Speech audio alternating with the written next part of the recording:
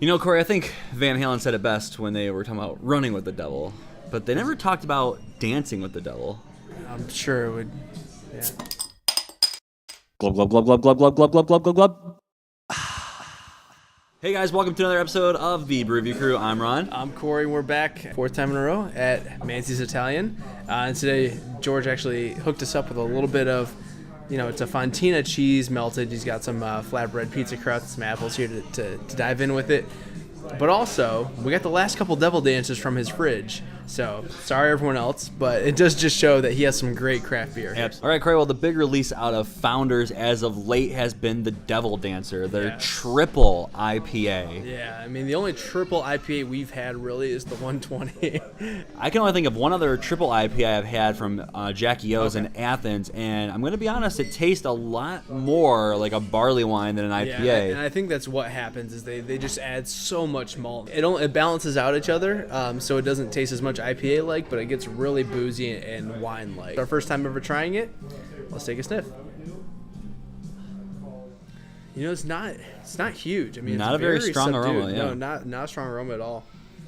I actually almost so did I. Pretty healthy pours. Literally with our noses in the beer, I really can't pull out anything. Caramely, malty sweetness a little bit, but not even that. Yeah, almost like like you said, caramelized sugar, like really burnt sugar. Some alcohol comes out, but not. I mean, surprisingly for a triple IPA, you'd think there'd at least be this big hop punch or this big, malt punch, but which makes me think that it must be so packed with malt that it's so completely subduing the hoppy aroma. Yeah, it's so balanced that there's nothing. No. Okay, well, let's go ahead and dive into the Devil Dancer Triple IPA. Cheers. Woo. And again, I'm gonna go back to 120 because I almost want to age this. It's for 1,000 years. As an IPA, this won't be ready until Jesus returns. Could be anytime now. This could be anytime. I know I did it. I know I had the beer face. It's so big. What's that say? 12%. 12%. It tastes bigger than 12%. And this is Ohio's cap limit. This is the limit. So not accusing Founders of anything. No. Never. But sometimes brewers, they say it's this, but really it's bigger. And I feel like it's bigger than 12% even. I mean, it is huge. Really sticky, syrupy, sweet. Yeah, you're right. Almost no hop presence. Well, there's not a big forward hop flavor. There's a hop bitterness at the end, as if the hops, but it's have not already dissipated from the beer. But it's not great though. Like to me, that hop bitterness is not great. Yeah, I think I was really shocked at first. Now I feel like I actually get it, and I don't mind it. It's easier to drink than 120 for sure. Okay, I'll be more fair. Everything you just heard is my first initial reaction. Yeah. A couple more sips. It's a lot more easygoing than I first experienced. These gigantic IPAs, they taste like Robitussin, whereas like barley wines don't. I feel like these triple IPAs are trying really, really hard to be something that I don't even know if is attainable. I guess when I think IPA, obviously that's what you think of. You want that big hop explosion. It's like when you grab a can of pop and you're not looking. You think it's a Pepsi and it's a Mountain Dew. You might like Mountain Dew. Yeah. But you're not expecting Mountain Dew. I've always done the pear and apple analogy.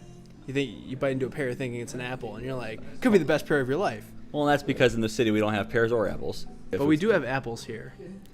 And I think we should really try and pair this with this fontina cheese and see how it goes together. So I'm more afraid of ruining the awesome food by this beer. Let's see how well this does. Cheers. Well, that's delicious. That's a phenomenal pairing.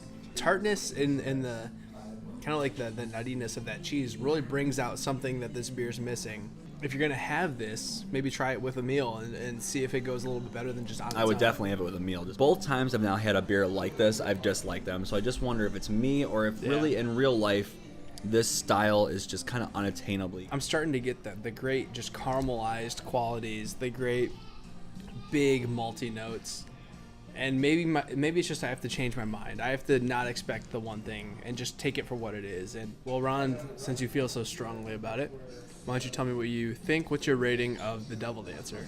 I live by a mantra that like craft beer can never really be below the 75 range. But I don't know. I mean, like for my own personal tastes, I'm gonna go 70. I'm not gonna give it a D, but Wow. I'm gonna go 70. I just don't like it. I think that's a little harsh.